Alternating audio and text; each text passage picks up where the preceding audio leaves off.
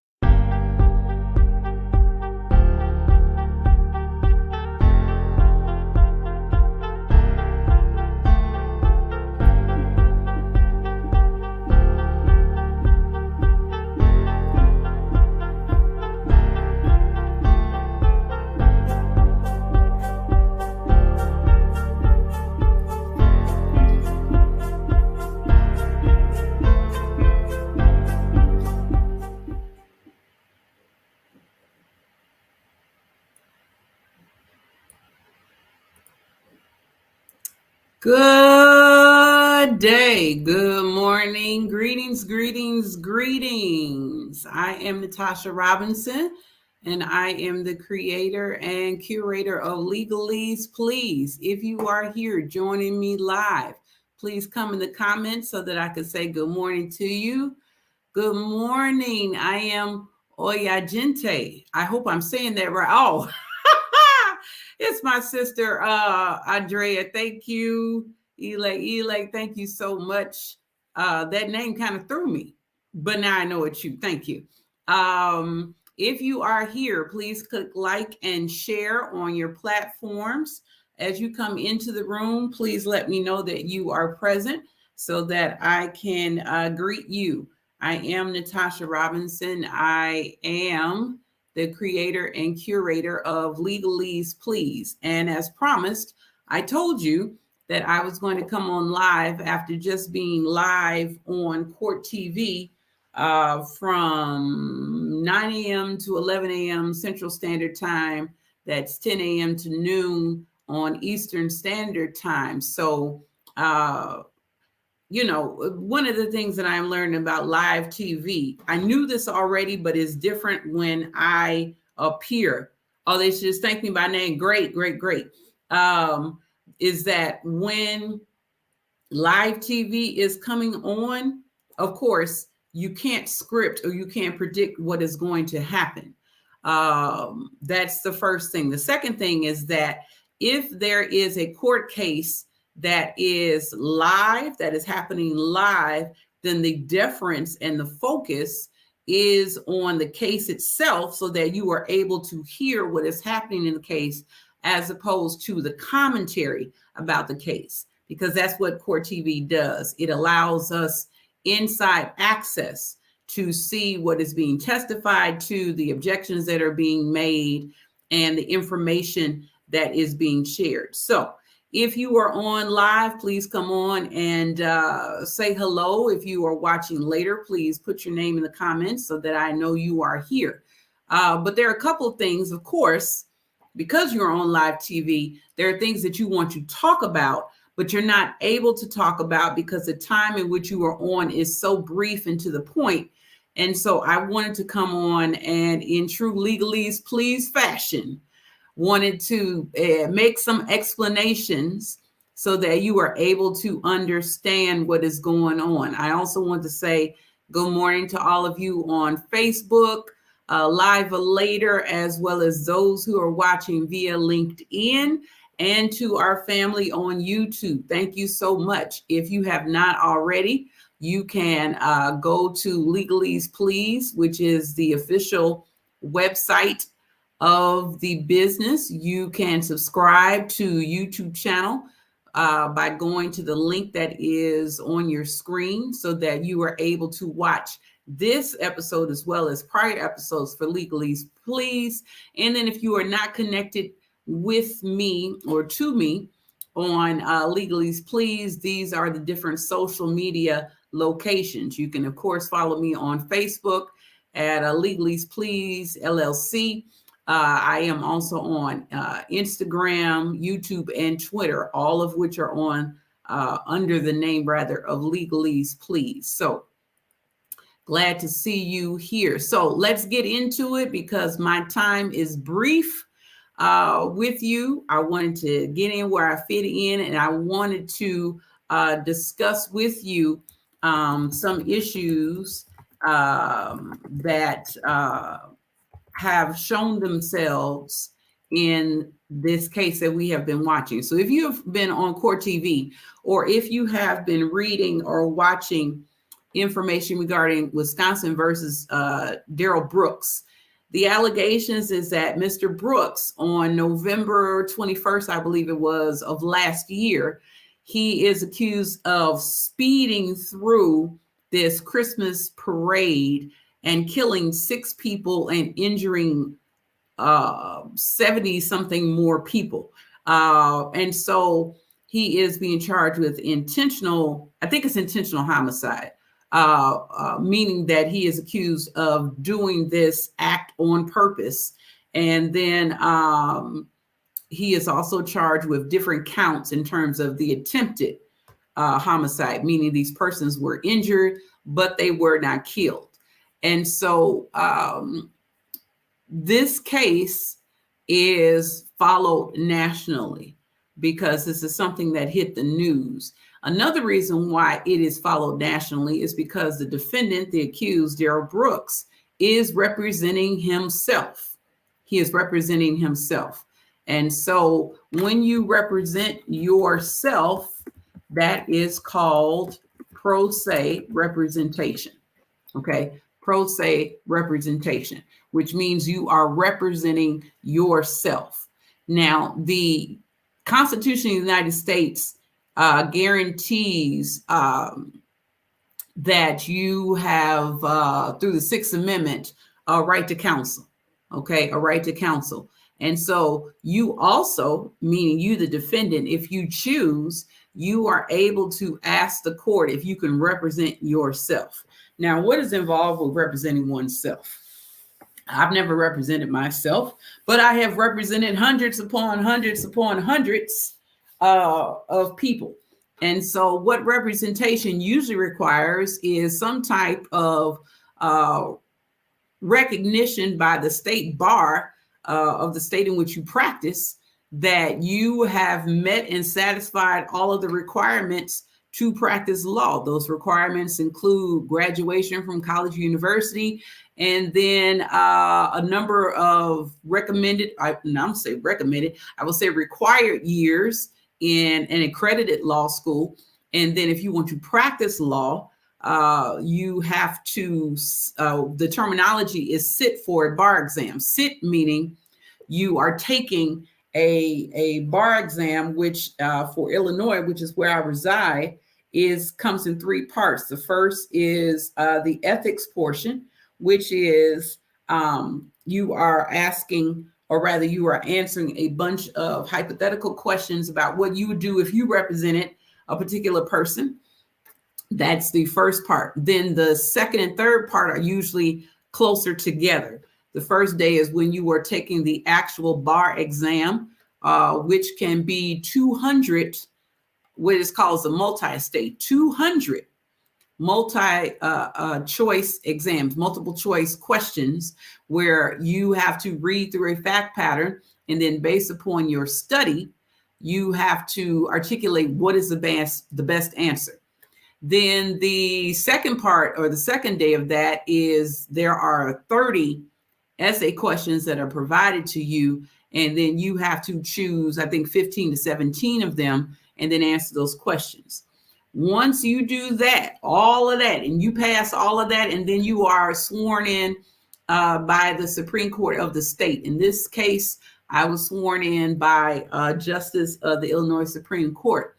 Once you go through all of that, then you are able to legally represent someone in court. That does not mean that you are proficient. So just because this is legal does not mean it is proficient, because you have to learn. You have to learn and implement different objections. You have to learn how to do foundations and evidence. You have to know what the law is. You have to get to know your client. You have to get to know what is there for defense is a story of innocence. For the prosecution, you have to talk to a person who has been harmed or injured, and you have to articulate for them and represent them to the best of your ability. And then you got to get to know the judge. You got to get to know the courtroom staff. And this is just on the criminal side. This is a side that I have been on for now, I think it's 23 years. So we're not even talking about civil law, which is where a lot of cases have to go through what are called interrogatories, where there's a lot of written information, written questions that you get from both sides to see how you prepare for the case in court, if it gets to that. So with criminal law, all of that is what you have to learn. And that is just for lawyers. And I haven't even gone into all of the aspects that lawyers have to learn and go through. The organization of evidence, the creating of direct examination and cross-examination. What questions are you going to ask? What is your legal theory for why your client should be found not guilty? Is it because there is not enough evidence or proof? Or is it because that there is what's called an affirmative defense, which is where you are saying on behalf of your client, I did what I am charged with. However, either I have a legal justification for why I did, such as self-defense, or the law excuses me from accountability because of insert whatever the because of. Usually excusable affirmative defenses are something like insanity, which gets us to the point of what we are discussing today. Understand that everything that I just laid out is for those who are licensed and practicing and active attorneys.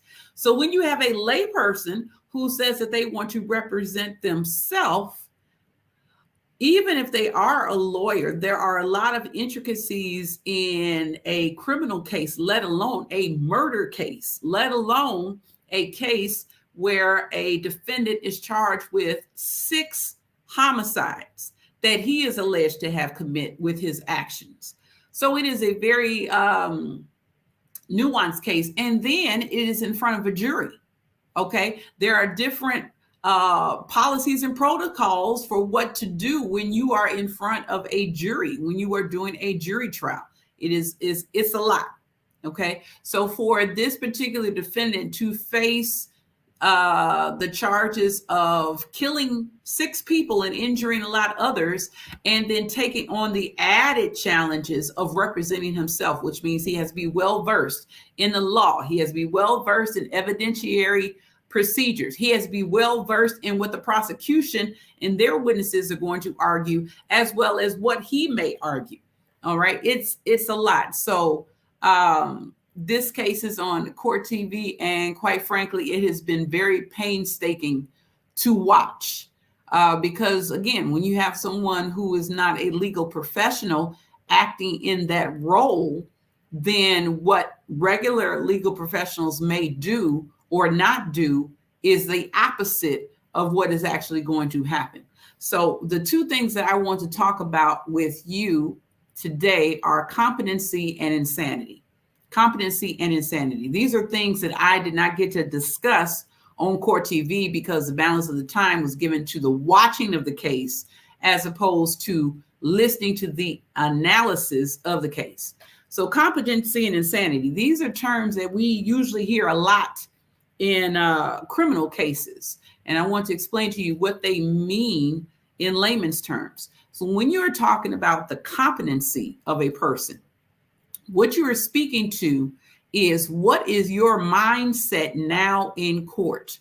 What is your mindset now in court? So in most, if not all of the United States courts, there is a presumption of competency, meaning you are presumed, you are guessed to understand. This is the judge. This is the prosecution. This is the defense. This is what a criminal charge is. This is what the prosecution has to prove. These are what are called exhibits. This is the questioning that I am to engage in for direct examination. This is the way of cross-examination I am to engage in a criminal case. This is how I can help my attorney by providing information as to the who, what, when, where, why of the case. All of these are factors that lead to the understanding that your mindset now, your comprehension of the criminal court now, is one in which you understand everything. Now, you may not be able to rise to the level of being an attorney, but at the very least, you understand that you are being charged with something and there is an institution or a body of people who are accusing you of something. And whatever that something is, it is saying that you have broken the law and need to be held accountable. All right. So competency talks about what is your mindset at the time you are in court. All right. So in order to represent yourself in terms of pro se representation, it has to be presumed, unless you try to overcome that presumption and says you're incompetent. When you are representing yourself pro se, when you are representing yourself, you are saying that I am understanding everything that is going on in court and I am able to assist in my own defense, which is why the court has to make another finding of competency of the defendant in order for the pro se representation to exist. So in this case with Darrell Brooks, the judge had to establish that there was a finding of competency, meaning before she could say, sir, you can represent yourself, she has to say he is able to represent himself. Now, why is this important? This is important because according to the timeline, when he was represented by attorneys, he, through his attorneys, placed into evidence his plea of not guilty by reason of mental defect or disease. That is called insanity. So he made a case, or he was making a plea of, I am not held or to be held accountable for these alleged crimes because I am insane, or I am saying that there is a reason, a mental defect or disease that prevents me from understanding why I could not align my behaviors or my actions or my words to the state's legal expectation. That is competency. I'm sorry, that is insanity. Okay, that's the definition of insanity. Insanity is what was your mindset at the time of the alleged crime? What was your mindset at the time of the alleged crime? So Mr. Brooks, in his initial representation by his attorneys, was saying that he was insane by reason of a mental defect or disease. He was saying, in essence, what his plea was saying is that I did these crimes. However, I'm not to be held legally responsible for these crimes. There is a legal reason, a legal excuse why I am not to be held accountable. And that legal excuse is insanity. All right. So he is representing himself, pro se representation.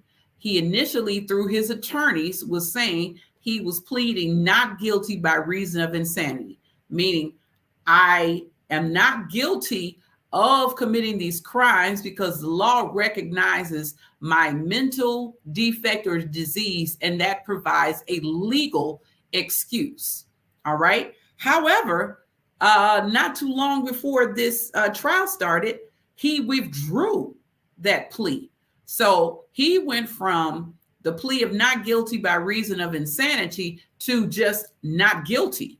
And then his attorneys filed a motion to withdraw their representation because if you've been watching, I know there were probably some very intense times between him and his attorneys. So because his attorneys and him were not on solid ground in terms of the understanding of how they were to proceed in trial, in essence, they withdrew.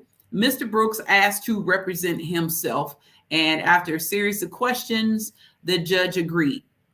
All right. So I want you to understand that when someone pleads guilty, or pleads guilty, not guilty by reason of insanity, it is not the issue of quote unquote craziness, meaning that they are talking to themselves or they are doing something. Their appearance is unkept. It's not like that. It's not like the insanity what we see in movies or what we read about or anything like that. Insanity is about, was there a mental disease or defect at the time of the alleged crime? And as a result of that disease or defect, it prevented the defendant from aligning their actions, their behaviors, their words to the expectations of the law in that particular state. All right. So if he had kept this plea of not guilty, then that means that if the judge allowed him to, he could have presented evidence that talks about any hospitalizations he's had in the past, any diagnoses he's had. He can offer up those medical records subject to them being entered into evidence correctly and legally. He can also call in doctors, treatment providers, pharmacists, anyone that has direct and relevant knowledge that he lives with a mental disease or defect that prevented him from understanding what he was doing at the time of the alleged crime. Okay, so when we're talking about insanity, also understand that for insanity cases, it is less than 1% of all criminal court cases in the United States. Only 1% of those cases have an issue of insanity. And just because you raise the issue of insanity does not automatically mean that you will be found insane. So of that 1%, only 24 to 26% of that 1% has successful outcomes where insanity has been argued and has been won. So what does that mean? That means in everyday terms, everybody's not pleading insanity. Okay? Just because you live with a mental illness or defect in this country, that is not an automatic shield to prosecution, and that is not an automatic barrier to being found guilty. It's quite the contrary. So these are all of the things that are coming into play for the issue of Wisconsin versus Brooks. I will say, as I was not able to say on Court TV earlier, due to the time constraints, that this is a very painstaking trial. It's an interesting one. And it's one in which the jury is going to have to pay specific attention to the evidence and the testimony that is presented, because Mr. Brooks is arguing with the judge, arguing with the prosecution. Any answer that a witness gives, he is making an objection. And not only is he making an objection, he's telling the prosecution, what are the grounds for your objection? So it's moving painstakingly slow, because Mr. Brooks, while he is representing himself and he has the ability to ask questions, he is asking relevant and irrelevant questions, mostly irrelevant. But because he is not a legal professional, a defense attorney, or a prosecutor, he may not know or may not care that some of the things he is asking is really has nothing to do with the case. Also, add to the fact that the prosecution witnesses are not only being questioned about what they saw and what they witnessed, but they are being questioned by the person they are saying is doing this thing or has done this thing to them or to someone that they love or someone that they know. And so that is an added layer of difficulty and challenge as well. So it is estimated that the prosecution will close their case and rest either later today or tomorrow. And then Mr. Brooks, who is the accused, he has the right to present his case in chief. His case in chief is nothing more than his side. Is he going to give an opening statement? Is he going to testify on his own behalf? Because if he does testify, then that means that the prosecution has the right to cross-examine him.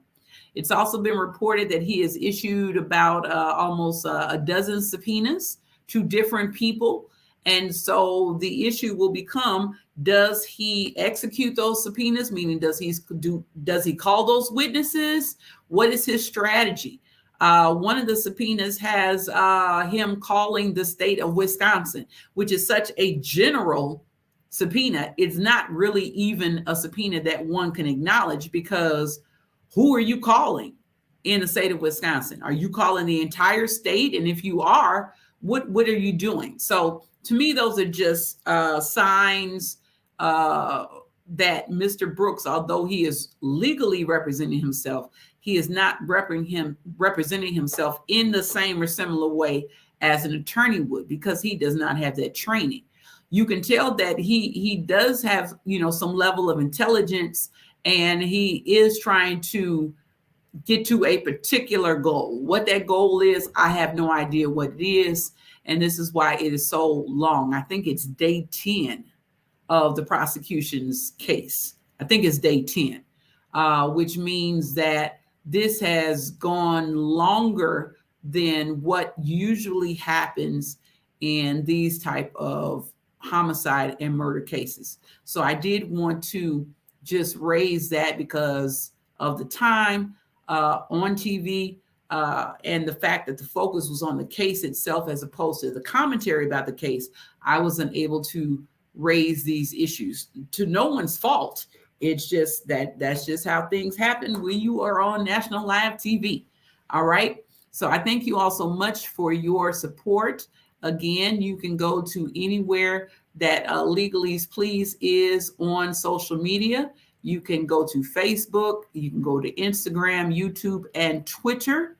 You can also subscribe to our YouTube channel so you can watch not just this episode live or later. You can watch other episodes in which I address a myriad of legal topics. You can also go to legaleseplease.com and you can peruse through that website. And there may be some services that you can avail yourself of as well. So I just wanted to show you those things. I thank you so much for being here. And also be on the lookout, because Legalese Please is going to be offering a webinar. That's right.